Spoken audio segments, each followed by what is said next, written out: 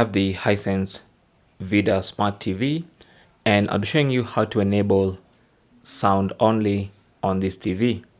So let's say you have some content, maybe YouTube, and you want to play a video like this, but you're only interested in the audio of this video. So if you switch off the TV, obviously that's going to switch off everything. But if you want audio only, as the video is playing, you can just press this button on your remote. And that's going to give you this menu, and you can press audio only.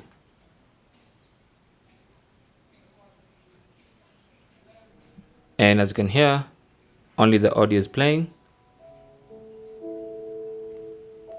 with no video.